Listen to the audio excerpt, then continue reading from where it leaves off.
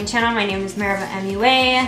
Happy October! Lots of Halloween tutorials being posted online, and I wanted to do one also. I'm absolutely obsessed with zombies. I have a bunch of zombie tattoos in my sleeve, and I felt inspired today to do like a blue pinup, like gory zombie. So yeah, I created this look. It's gonna be a voiceover speed through tutorial. If you have any specific questions that you did not see me cover in this tutorial, please comment down below, and all the products listed, or all the products used, will be listed in the description box. So if you'd like to see how I got this zombie look, please keep watching. And before we get started, then go ahead and hit that subscribe button, like this video, and follow me on social media, Instagram, Snapchat, Twitter, Facebook, meribahMUA. And yeah, okay, let's get started. Alright, so to start off with the tutorial, I'm going to be priming my skin. This is the Makeup Forever Step 1 Primer, and I'm going to be applying this primer all over my face and all over my neck. You'll see that I end up moving the cream onto my neck, so always make sure you prime your entire face and onto your neck. Using the Kryolan Bruise wheel, I'm just gonna mix some colors. I was trying to achieve like this really pretty turquoise color, but it came out a little darker than I wanted it to, but in the end I liked that color.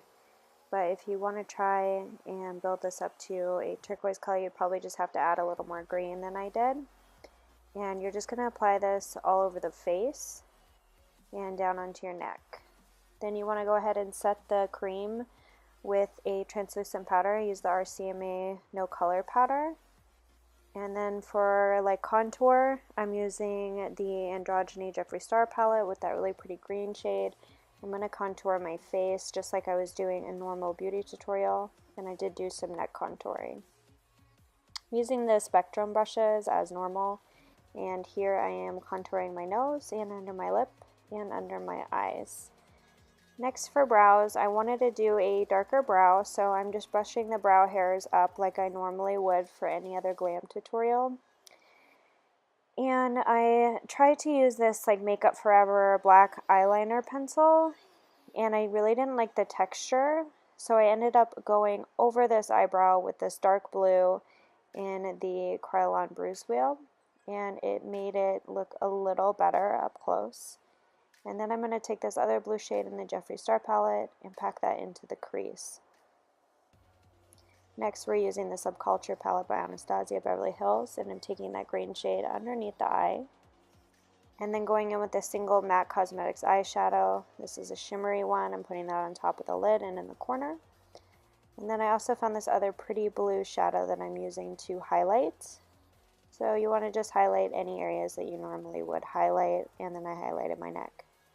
Next, with a black like eyeliner pencil, I'm just doing a quick wing. It didn't look perfect, and then I put black eyeshadow over it. Using the Black Magic eyelashes, I'm going to apply those with the House of Lashes lash glue, and I put on the Better Than Sex mascara first before putting on the lashes. So this is basically just like a glam makeup tutorial. I used the MAC Cosmetics Witch lipstick, and this color was perfect for a darker lip.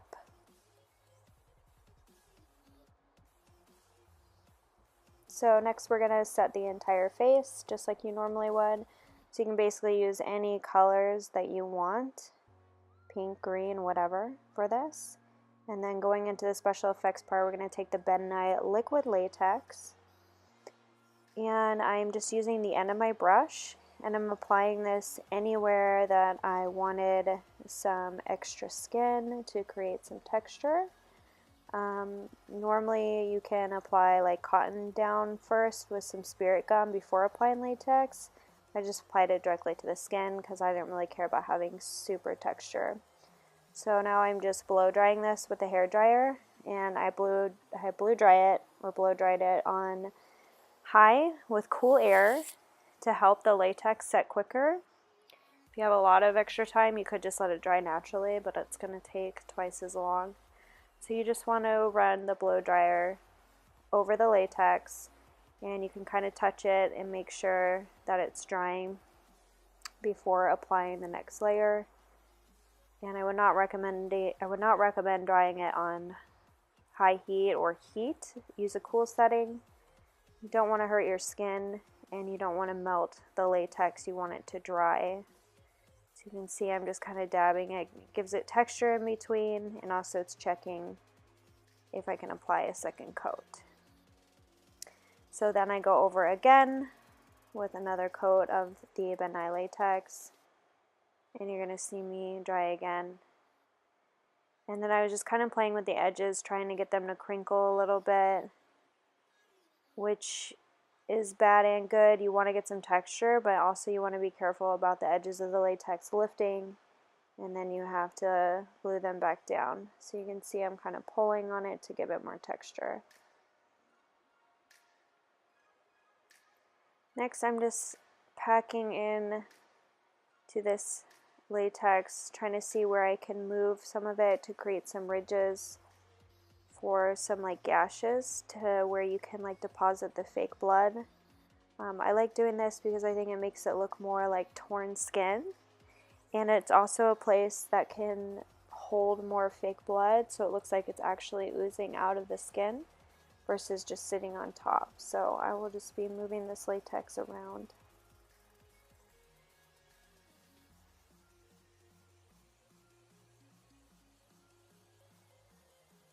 And I'm doing the same on the forehead.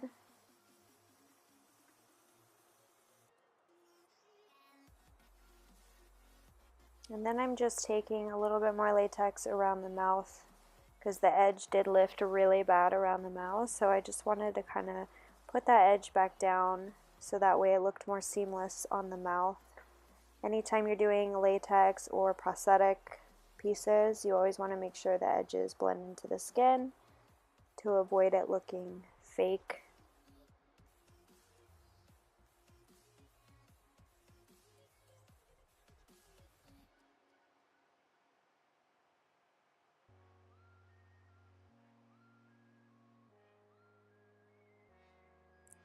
And in this area, I'm just adding more latex where I feel like I want to create more ridges.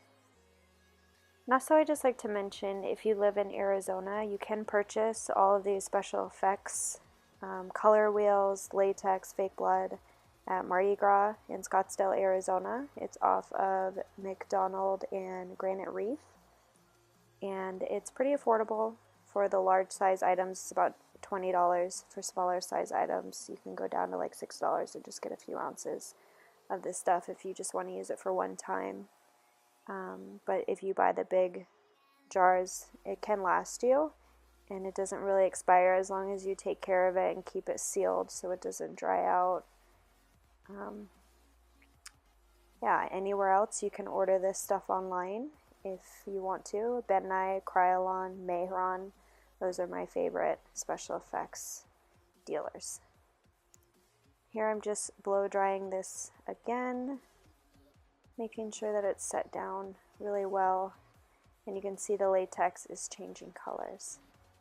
Next I'm taking the Death Wheel from Ben Nye, and I'm going to use this like bluish gray tone, and I'm going to pack that over to blend in the edges.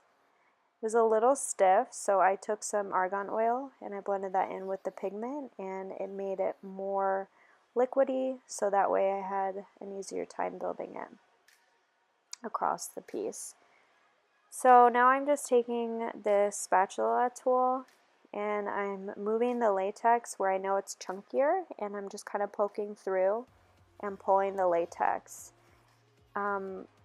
If you're not comfortable stabbing yourself, I would not recommend doing this, but I promise you I'm not pulling on my skin. I know where the latex pocketed more and where it was thicker based off of my application, so I knew where I had to move it around to create more divots. But you do want to be careful because you can rip your skin, so I would just caution you when you're doing this just to be careful and maybe build up more latex in places if you're unsure if it's your skin or the latex. And I know this is terrifying because it looks like I'm pulling on my skin, but I promise you I was not.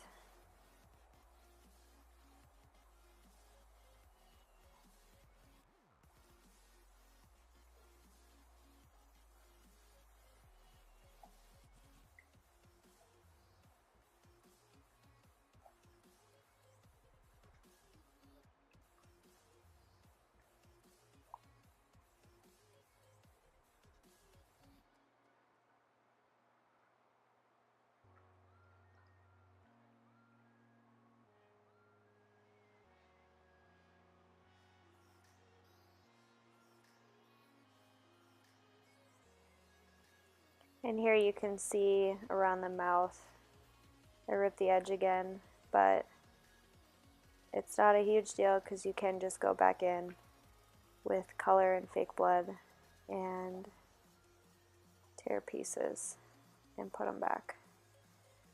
So now you can see I have a good like slash texture on the side of my face, and then the forehead is just a little cut for me to be able to pocket some blood in there. I kind of felt like I didn't need the forehead piece after I did this, but it's fine. Next, I'm taking this red dark dry blood color, and I'm packing it into the areas where I tore the holes, and that's going to look closest to like a deep wound, if you will. So my perspective on this was I was trying to create the point where I was attacked by a zombie, and I was like bitten in the face and scratched on the forehead. So I'm trying to build up these colors to look like it is an older wound and infected. So I'm just taking a sponge wedge here again and blending that out, and then I'm taking the Bruise wheel and using that darker red color around the edges to make it look more painful. And then I'm taking this greenish color to create kind of like an infected look. And then this blue color, I just feel like it darkens up some areas again just to create more depth under the fake blood.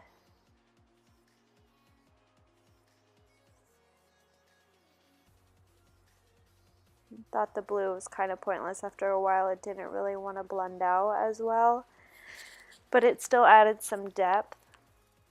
But you'll see I go back in with black, and that makes it look better. So at this point you could really just leave this piece right here and not add any fake blood if you were just going for like an infection look, or if you were doing a burn you could just add some black and it would look like burnt infected skin. But when you add blood over this, it looks more of like a wound, like a bruised wound. And then here I'm just blending out some more red. Now I'm taking the translucent powder again and I'm setting over these colors again. And the reason I'm setting this again is because these colors, this material, this cream, is very wet and it slips if you don't set it. So you always want to make sure you're setting anything. Now this is called Fresh Scab. This is by Ben Nye. This is some of my favorite fake blood. It's coagulated in the jar, so it's very easy to stipple on into chunks and it won't drip down. It just creates this beautiful spatter. Next I'm taking the Ben Nye Stage Blood, and this is edible, so if you get it in your mouth, who cares? And it doesn't taste terrible either. And I am just packing this onto the wound and creating drips. And now you'll see me go in with this black color here, and I'm going to add even more depth into the wound here. And I was just packing it into the areas where we created those pockets, and it's just going to make it look even deeper, darker, and fleshier.